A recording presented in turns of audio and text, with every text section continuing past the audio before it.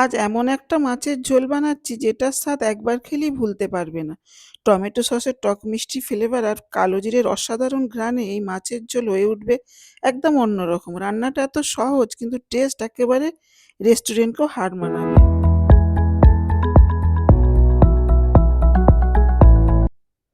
চলো দেখে নেওয়া যাক রেসিপি। আসসালামু আলাইকুম, welcome to my channel kitchen এলেন অফিসিয়াল। তোমরা কেমন আছো বন্ধুরা? আশা করছি যে যেখান থেকে ভিডিও দেখছো অনেক অনেক ভালো আছো। তো দেখো, আমি মাছের ঝোল বানাবার জন্য আমি মাছ নিয়ে নিয়েছি 3 পিস। এরকম দাগা নিয়েছি, একটা লেজা। আমি মাছগুলোকে ভালো করে ধুয়ে পরিষ্কার করে নিয়েছি। নুন হলুদ মাখিয়ে নিচ্ছি। নুন হলুদ মাখিয়ে একটুক্ষণ রেখে দেবো, 5 মিনিট মতো রেখে দেবো আর কি। মাখানো হয়ে গেছে। এবারে নিয়ে নিচ্ছি আমি কিছু পেঁয়াজ। দেখো নিয়েছি 4টে কাঁচা লঙ্কা, অল্প একটু আলু এরকম কেটে নিয়েছি পাতলা পাতলা করে, আর নিয়েছি কয়েক কোয়া রসুন। এগুলোকে আমি সব একসঙ্গে বেটে নেব। যদি তোমাদের ভালো লেগে যায় বন্ধুরা, প্লিজ লাইক দিয়ে ভিডিওটা কন্টিনিউ করো। আর আমার চ্যানেলে যে সকল বন্ধুরা নতুন, যদি তোমাদের ভালো লেগে যায় লাইক দিয়ে সাবস্ক্রাইব করে পাশে থেকে যেতে পারো। তাই ফ্রাই প্যান বসিয়ে দিয়েছি, মাছগুলো ভেজে নিচ্ছি। প্রথমে আমি অল্প একটু সর্ষের তেল দিয়েছি, দিয়ে মাছগুলো দিয়ে দিলাম। এক পিঠ হয়ে গেছে, আর এক পিঠ উল্টে দিচ্ছি। দেখো এইভাবে এপিট ওপিট করে উল্টে পাল্টে ভেজে নেব।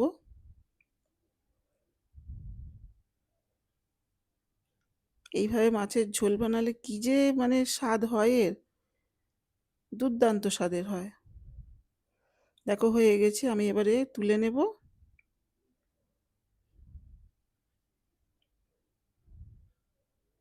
আবার একটা ফ্রাই প্যান বসিয়ে দিয়েছি, দিয়ে দেবো বেশ পরিমাণ মতো তেল। ফোড়নে দিচ্ছি কালো জিরে আর হাফ তেজপাতা।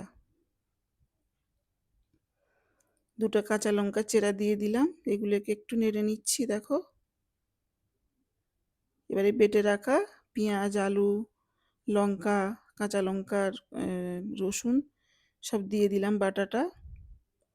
এতে পেঁয়াজটা কি জানো, যখন মনে হয় পেঁয়াজ কম দেব বা পেঁয়াজ একদম কম পেঁয়াজ লাগে, হ্যাঁ, তবু আমার একটু বেশি হয়ে গেছে, তো এই যে আলুটা দিচ্ছি এতেই ঝোলটা অনেকটা ঘন হয়ে যাবে।